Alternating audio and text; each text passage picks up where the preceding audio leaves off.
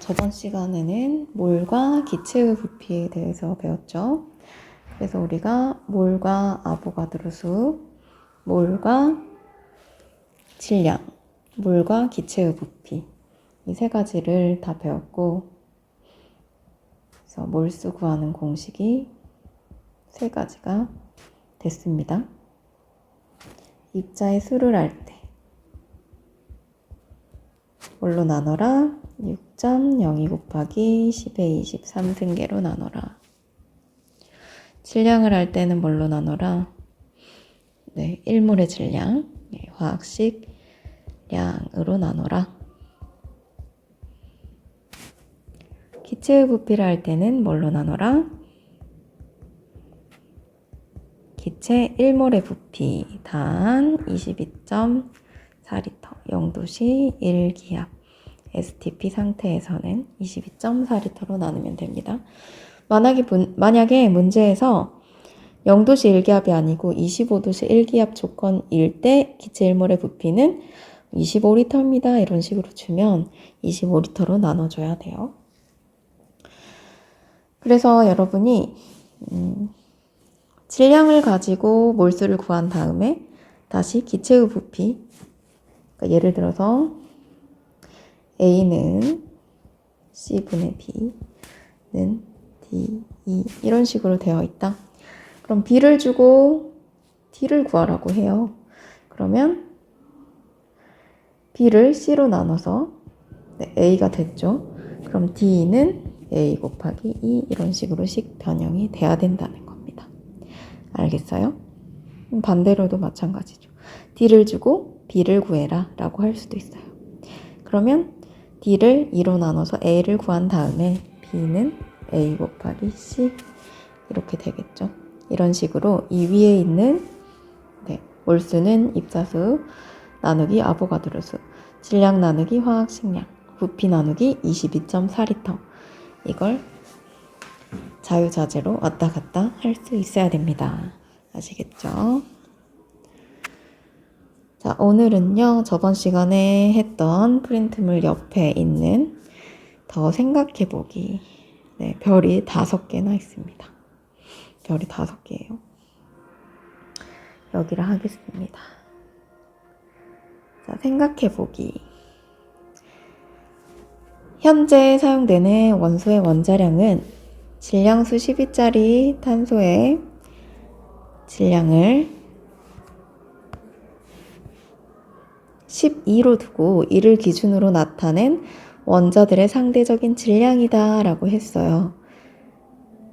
그런데 만약에 원자량의 기준이 질량수 12짜리 탄소가 아니라 질량수 16짜리 산소로 바뀐다. 그럼 어떻게 될까? 이거에 대해서도 한번 생각해 보라는 겁니다. 자, 원자량이요. 지금은 탄소가 기준이지만 예전에 돌던 시절에는 수소가 기준이었고요. 베르셀리우스 시절에는 산소가 기준이었고요. 1962년부터 탄소를 기준으로 해서 우리가 원자량을 정해서 상대적인 질량을 쓰고 있죠. 아보가드로 수라는 건 1몰에 해당하는 입자의 수예요. 그럼 원자량의 기준이 탄소에서 산소로 변한다면 바뀌는 것과 바뀌지 않는 게 있죠. 자, 변하는 건 뭐고 변하지 않는 건 무엇일까 생각을 한번 해보세요, 여러분.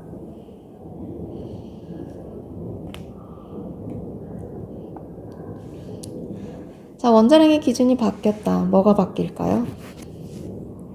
기준이 바뀌니까 원자량이 바뀌죠. 원자량이 바뀝니다. 또 뭐가 바뀔까요? 아보가드로 수가 바뀌어요.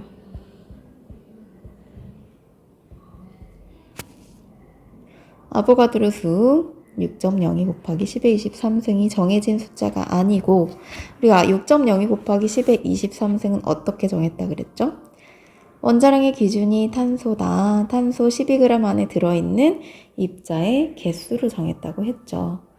그래서 예를 들어서예요, 여러분. 탄소의 원자량을 12로 하지 않고 24라고 했다. 그러면 24g 안에 든 탄소 원자의 수가 1몰의 기준이 되는 거죠. 그러면 6.02 곱하기 10의 23승의 2배가 되겠죠. 즉 아보가드로 수가 지금 쓰고 있는 것의 2배가 되는 겁니다. 이렇게 원자량의 기준이 달라지면 아보가드로 수가 바뀌어요. 아보가드로 수가 바뀌면 하나 더 바뀌겠네요. 3에서 하나 더 씁시다. 우리가 0도씨 1기압에서 기체 1몰의 부피가 22.4리터였죠. 즉 6.02 곱하기 10의 23승계가 차지하는 부피가 22.4리터였어요. 근데 아보가드로 수가 바뀌면 기체 1몰의 부피도 바뀌겠죠.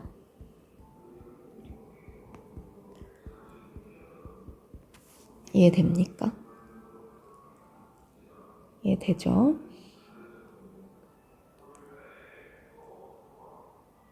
자, 그럼 변하지 않는 것도 있어요. 변하지 않는 것. 뭐가 안 변할까요? 첫 번째, 원자 한 개의 질량. 원자 한 개의 질량 변하지 않죠. 탄소 원자 한 개의 질량은 1.99 곱하기 10의 마이너스 23승 g이라고 했어요. 한 개 자체의 질량은 변하지 않아요. 그러면 원자 한 개의 부피도 변하지 않겠죠.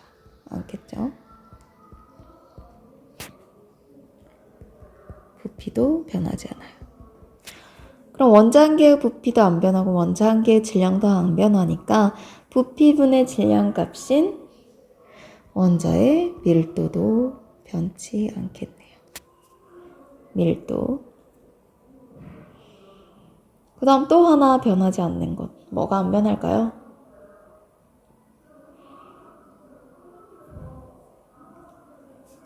네.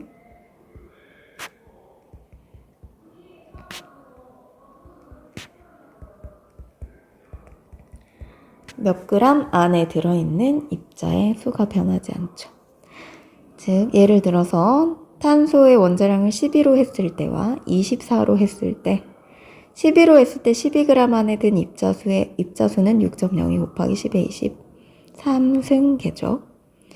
그러면 탄소의 원자량 24라고 한다면 24라고 하더라도 12g 안에는 몇 개 들어있어요?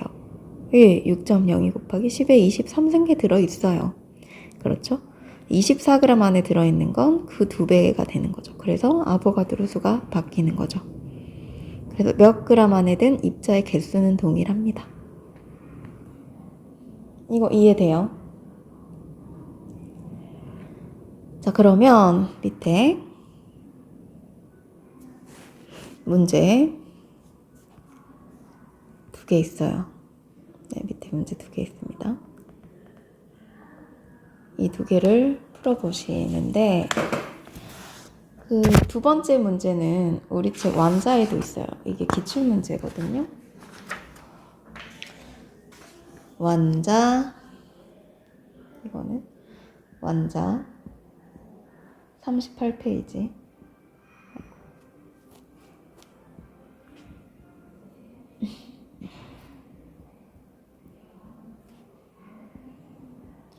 (7번) 문제랑 똑같습니다.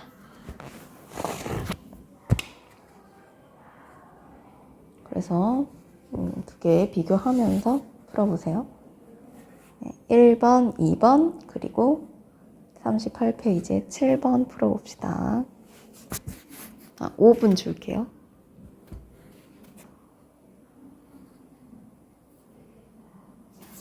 다 풀어보셨나요?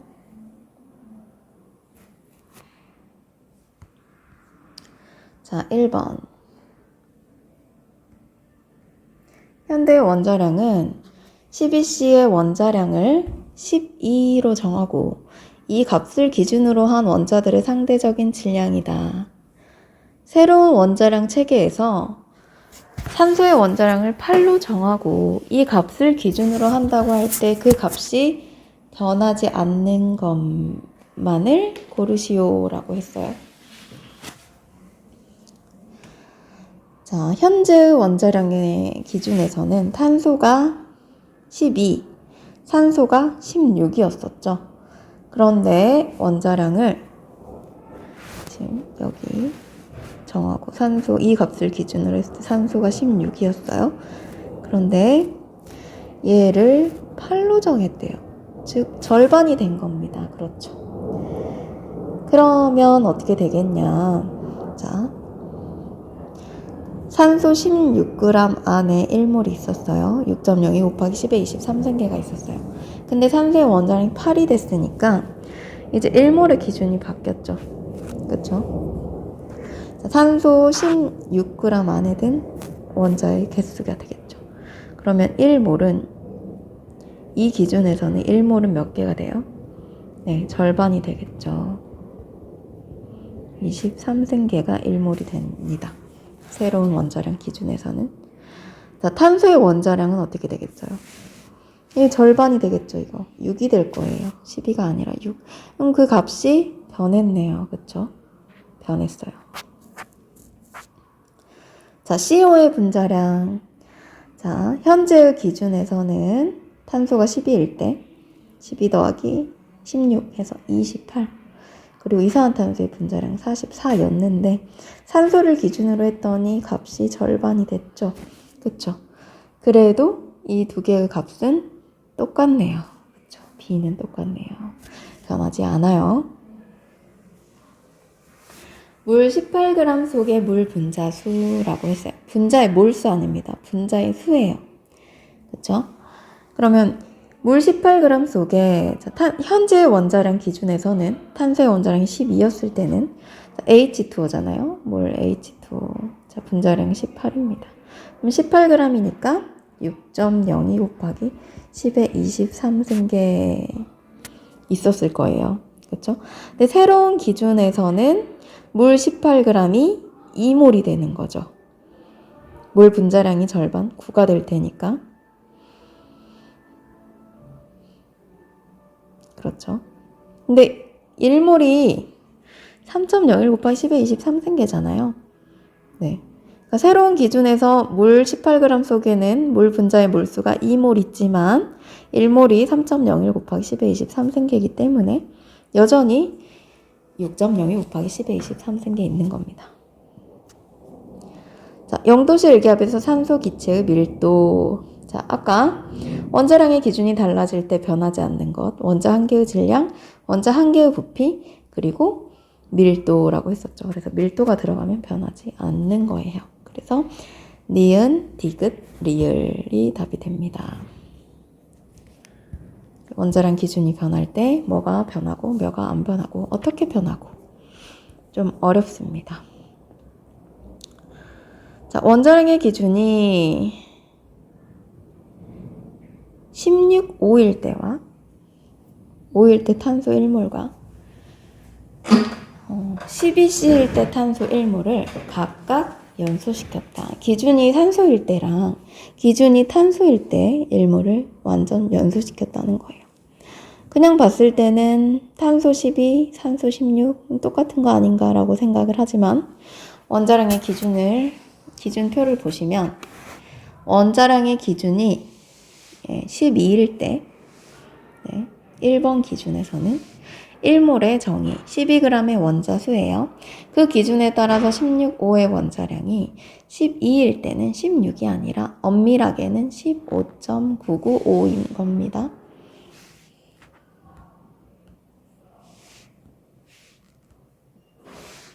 (15.995인) 거예요. 즉 15.995g 안에 6.02 곱하기 10의 23승계가 있었다라는 얘기죠. 이해돼요? 그렇죠? 근데 기준이 이제 16이 됐어요.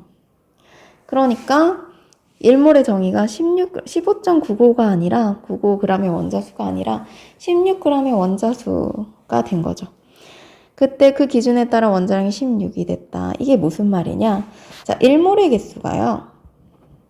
기준 1에 의해서는 산소 16.5, 산소 15.995g 안에 6.02 곱하기 10의 23승계가 있었다는 거예요. 그럼 16g 안에는 몇 개 들어있겠어요? 6.02 곱하기 10의 23승계보다 좀 더 많이 들어있겠죠. 그렇죠? 근데 얼마나 더 많이 들어있는지 수치가 정확하지 않으니까 1몰을 A계였다고 합시다. 예, 6.02 곱하기 10의 23승계겠죠, A는. 그러면 16g일 때는 15.995 더하기 0.005g이 더 들어있는 거니까 1몰이 A 더하기 B계가 되는 거예요. 입자의 수가 늘어난 거죠. 아보가드로 수가 커졌어요. 그렇죠. 기준 1일 때보다 기준 2일 때 아보가드로 숫자가 증가한 겁니다. 그렇죠. 그래서 보기에서 더 큰 값은 탄소를 1몰을 각각 완전 연소시켰다 그랬어요. 탄소를 완전 연소시키면 연소란 산소랑 반응하는 거예요. 완전 연소라는 얘기가 나오는 이유는 불완전 연소하면 일산화탄소가 나올 수도 있기 때문이죠. 완전 연소했기 때문에 이산화탄소만 나옵니다. CO2. 자, 봅시다. 기억. 0도씨 1기압에서 생성된 이산화탄소의 밀도. 여러분 아까 밀도 뭐라 그랬어요? 밀도는 원자량의 기준이 바뀌어도 변하지 않는다라고 했었죠. 그렇죠? 그래서 밀도는 안 변합니다. 더 큰 값 아니에요. 기억 틀렸어요. 그 다음 니은 생성된 이산화탄소의 분자의 개수라고 했네요. 분자의 개수. 생성된 이산화탄소의 분자 수. 자,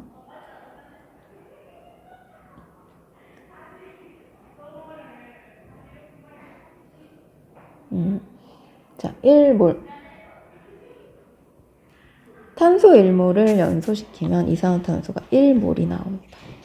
몰수는 똑같아요. 생성되는 몰수는 똑같지만 분자의 개수가 1을 기준으로 했을 때는 A계겠죠. 근데 2를 기준으로 했을 때는 A 더하기 B계의 이산화탄소 분자가 생기는 겁니다. 맞아요.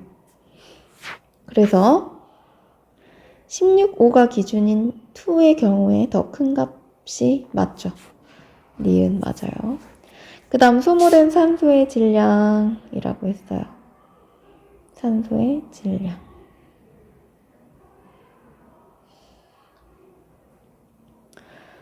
자, 탄소 1몰을 연소시키면 산소도 1몰이 소모가 되겠죠. 그럼 산소 1몰의 질량은 기준 1이었을 때는 O2의 분자량이 15.995 곱하기 2g이겠죠. 기준 2를 기준으로 했을 때는 16.000 곱하기 2g이겠죠. 그래서 기준 2일 때 더 크네요. 그래서 니은 디귿이 됩니다.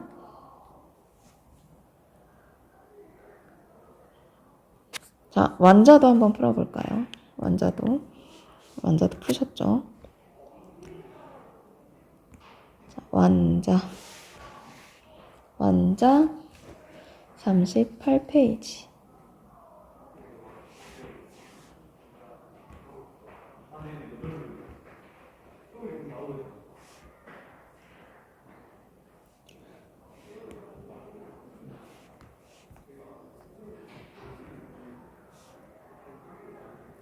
자, 똑같아요. 똑같은 문제입니다.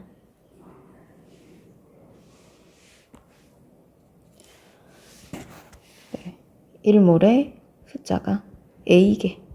얘를 기준으로 했을 때는 A 더하기 B계가 되네요. 아보가드로 수가 증가한 겁니다. 탄소의 원자량은 기준 2가 기준 1보다 크다. 자, 산소의 원자량을 기준으로 했을 때는 16이었어요. 얘를 기준으로 했을 때는 12였잖아요. 탄소가 12. 그쵸? 12일 때 15.995였어요. 그럼 산소가 16이면 탄소는 12보다 더 커지겠죠? 그래서 원자량 커집니다. 그 다음 16.5 1몰에 포함된 산소 원자수는 기준 1이 기준 2에서보다 크다. 아니죠. 기준 2에서가 더 크죠. 자, 0도씨 1기압에서 이산화탄소의 밀도는 기준 1과 2에서 같다. 밀도는 원자량이 변하더라도 밀도는 변하지 않는다라고 했어요. 그래서 기억 디귿이 답이 되겠습니다. 자, 그 다음에요. 이제 36쪽, 36쪽. 자, 완자 36쪽 봅시다. 완자 36쪽. 네, 여기를 여러분 지금 풀어보세요.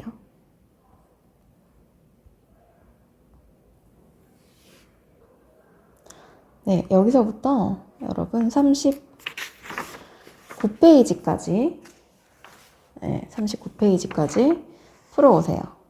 숙제입니다. 39페이지까지 완자 풀이. 네, 풀어오면 검사하고 질문 받겠습니다.